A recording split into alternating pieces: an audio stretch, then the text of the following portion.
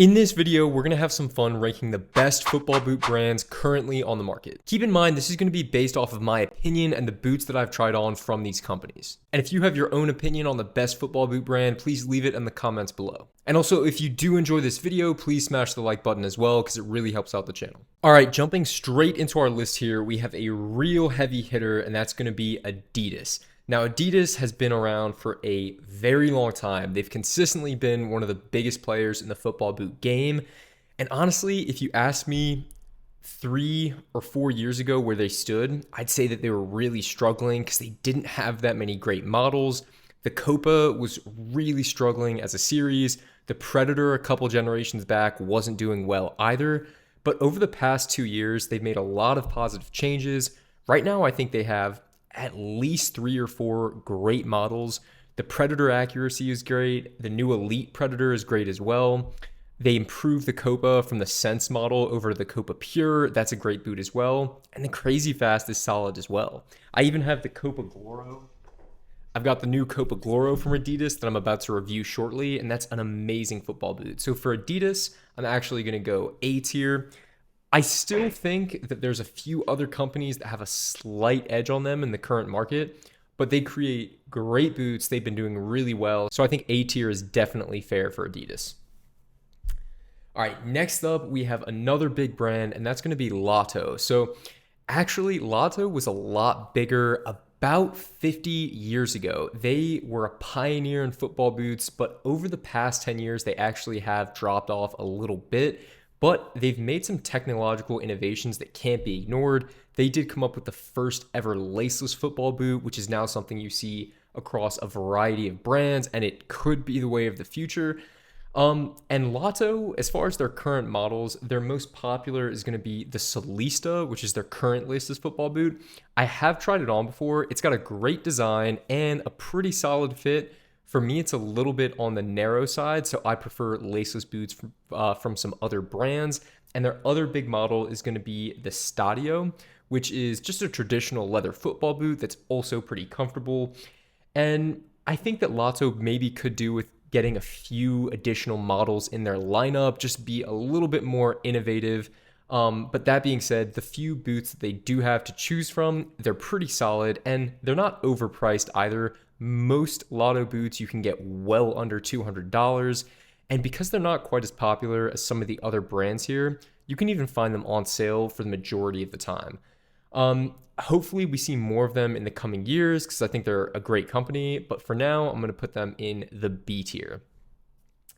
Okay, next up we have Puma. Now this one could get some controversy as far as where I put them because in my opinion, don't think Puma is currently on the level of Nike and Adidas.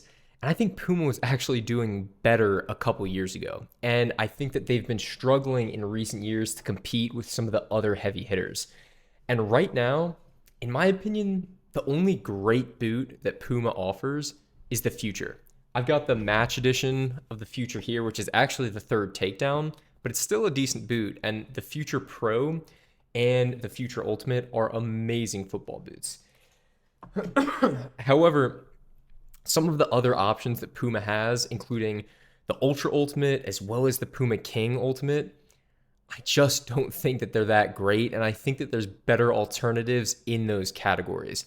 I think the Ultra was better a couple years back, and the King was better when it was a full leather football boot, in my opinion. So I think Puma, just because I think they only really have one solid heavy-hitting football boot at the moment, is going to be B tier for me.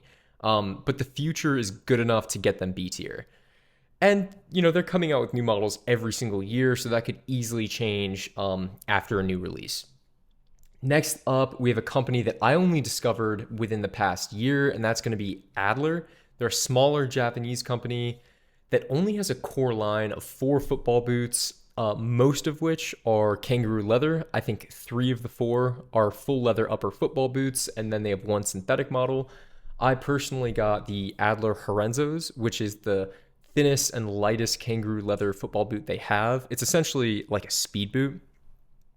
It was one of my favorite boots from last year. I was so impressed with this boot. It's currently probably the most used boot in my rotation. It's insanely comfortable. The quality of the leather on these boots rivals everything else that I've tried on. Every other leather boot Adler can go toe to toe with. The sizing's a little bit odd on these boots. I'm typically a 10 and a half, and I had to go a full size down to a 9.5. So you definitely have to mess with your own size a little bit to get the perfect fit.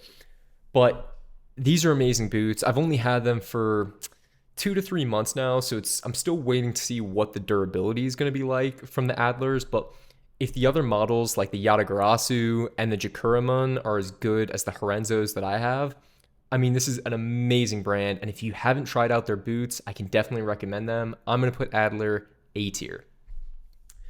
So next up, we have another company that used to be a lot bigger and is still a pretty common player in the game, but not as much as they used to be, and that's going to be Diadora.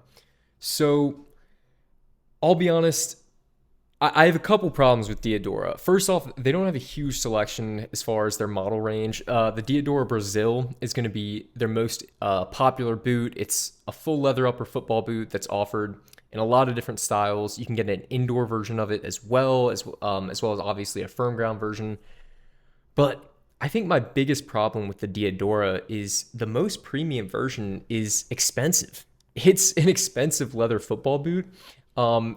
To get the premium leather Diadora Brazil, you're looking at least $220, and on the top end, it's going to be close to $300. So it's a really expensive leather boot, and I don't think it's quite up to the quality of the other top-end leather boots on this list. I don't think it's up to the standards of Adler, and I don't think it's up to the standards of Mizuno, which we'll talk about later in this list. You could argue that it's honestly on the same level as something like a Copa Gloro from Adidas or a Nike Premier 3. So I think that for me, the price is a big barrier for me. I know that they have takedown models that are more affordable, but if I'm getting a premium leather football boot, I think there should be an option available that's less than $300. And so I think Diadora could be doing better. In my opinion, I'm going to put them C tier for now. Okay, next up, we got obviously the biggest company on this list by revenue. It's one of the biggest sportswear companies in the world, if not the biggest, and that's going to be Nike. And I've had my my struggles with Nike in the past, but year after year, I always have at least one Nike boot that's in my rotation. I've been wearing Nike boots for a very long time. I wore them back during the original days of the CTR, some of the early Mercurial Vapors. And they're a really fun football boot. They've consistently come out with pretty cool designs. I've had some issues with the fit. They tend to be a little bit more narrow, but I'll give them credit. In recent years, I think they've made their silhouette a little bit more accommodating. Sometimes in the toe box, they were just a little bit too snug before. They would just give you like kind of pain around your pinky toe. A lot of people got blisters from wearing certain Nike models, but they're in their current lineup. I think they're killing it. The Tiempo Legend 10, despite the fact it doesn't have leather, it's a great football boot. The Phantom GX was a huge innovation with grip knit. The Mercurial Vapor 15 and the Superfly 9, they're great boots. Even the takedown variations of those boots are great. I reviewed the Tiempo Legend 10 Academy recently. It's an $80, essentially an $80 takedown version of a speed boot, and it's great. It's a really good boot. So I think Nike and Adidas, for me, they're kind of neck and neck right now. They both have a lot of great models. I think Adidas was falling behind for a little bit. Nike was starting to take over, but they've brought it back in the past year. But for me, I think Nike is A tier. I still think most people can find a boot that they like in the Nike lineup. Whether you are still a fan of traditional leather boots, you can still at the moment get the Nike Premiers before they get discontinued and turned to synthetic. But even when that's the case, Nike's done a good job implementing those synthetic uppers. So I think I'm going to go with A tier for Nike. Then next up, all right, we're getting into some of my personal favorite football boots and favorite football boot brands here. Next up, we got New Balance. I'm just going to do it. I'm going to put them S tier. I know it's kind of crazy because they're not as popular as Nike or as popular as Adidas, And they don't have as big a market share as Puma either. But they're growing very quickly. And I think one of the reasons they're growing pretty quickly into football is because of the quality of their boots. They have a pretty concentrated line at the moment. Their three key models are going to be the 442, which is a full kangaroo leather football boot. Then the Furon V7 Pro, that's their flagship speed boot. And then you have the Tequila V4 Pro. That's a laceless boot. And then they have the V4 Pro Low Edition, which is essentially the same model, just with a lower cut and a lacing system. In my opinion, it's my favorite boot that they offer, the Tequila V4 Pro Low. But they have a relatively concentrated lineup, not too many models, not too many variations. But the three main boots that they have, those three core models, they're all great. I've worn all of them over the past year. The 442s are probably one of the most comfortable boots I've tried on. Easily the best if you're a wide-footed player. This is actually the wide variation that I have here. And speaking of, they're the only football boot brand on this list that I'm aware of that consistently offers wide variations of their football boots. If you guys are aware of any other brands that offer that, let me know. But New Balance does it consistently. Any model you can find a wide variation of, whether you want the Furon, the Tequila, or the 442. And they've also just shown consistent improvement with each of their models over the past few years. So the earlier iterations of the Furon were okay, like the Furon V6, like everyone accepted it as a decent football boot, but they made significant improvements in the V7. So from a design perspective, from a comfort perspective, I think they're kind of on top right now. They have a more comfortable toe box for me than any Nike or Adidas football boot I've tried on. And their designs are also getting better because the Tequila V4 Pro Low Edition, especially in the white colorway, that was my favorite design of any football boot I saw last year. I thought aesthetically, they looked the best. They were crazy comfortable. And another huge point that I have to talk about here is just the price. The most expensive New Balance boot you can get is going to be $220, and that's at full price. Typically, you can get a lot of the premium boots discounted for $200 or less. That means that the premium boots from New Balance are going to be cheaper than Nike and Adidas, and sometimes cheaper than Puma as well. So I think in almost every category, so design, comfort, price, they're executing really well, and I think they're just above Nike and Adidas at the moment. And next up, we have what's going to be the partner for New Balance in the S tier, and that's going to be Mizuno. It shouldn't be too big a surprise that Mizuno's going where it is here. I think anyone that's tried on Mizuno boots over the past 10 years can speak to their quality and how good these boots are. They also are very smart in that they have a very concentrated line of products. For the longest time, one of the only Mizunos you could get was the Morelia. And that's just a traditional leather football boot, very soft, made in Japan, great quality. Now, in recent years, they've expanded that model lineup slightly. They now have the Morelia Neo 4 Beta series, and that Beta series is going to be a little bit more modern. You're going to have this elasticated tongue here, essentially a one-piece upper instead of having that traditional lacing system. It's a little bit lighter, feels more speed boot-esque. You get a really aggressive sole plate. Along with the Adlers and the New Balances, this Mizuno Morelia Neo 4 Beta was one of my most used boots of the year. Absolutely great football boot. And then also they ventured into speed boots over the past year with the new Mizuno Alpha. And while personally, I didn't really think it was my favorite speed boot of the year, it was still a great model. And for about $160 was how much it cost. Great value as well. They're still consistently making the best leather boots you can get on the market. And as far as their pricing, most of the made in Japan versions of their boots are pretty expensive. They're going to run you close to about $300 for those made in Japan models. But they have elite versions of their boots, which you could consider them a takedown model. For example, this is an elite version. But the only difference between the elite version and the made in Japan version is the fact that these are going to be made in Vietnam. So, other than the fact they're made in a different country, the quality is, having seen both boots, is basically exactly the same. The kangaroo leather is extremely soft, the knit material is amazing, they weigh the same, and the elite versions for every Mizuno model you can get for around $150 or less. So the pricing is great. So for me, Mizuno has to be an S tier.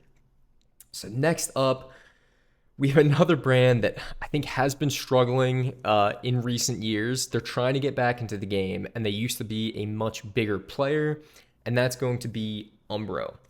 So Umbro, they were a really big player in the apparel game, especially in the 60s, 70s, 80s. So they made a lot of jerseys. If you've seen any retro jerseys, oftentimes Umbro is going to be a sponsor. And they were really big in the football boot world back with the Speciale, which is the leather football boot that Umbro offers. And I tried on the Speciale 98, which was a reissue of their classic 1998 leather boot. I tried it on last year, and I just could not get into it. It was a $200 football boot, and it's just really not that comfortable. I would wager that almost any other leather football boot from any brand on this list was more comfortable than the Speciale. So that being said, they have some other models in their current lineup, and they're trying to get big. I have a couple here. So this, I have the Velocita and the Toco here. These are two other Umbro models, and I think they're better than the Speciale. The Velocita here is almost similar to like a Puma Future type boot. It's going to be a one-piece knit upper boot that's really stretchy. And then the Toco here is just another leather football boot with that traditional lacing system. I don't think they're quite at the level of some of the companies here that are in the A and B tier.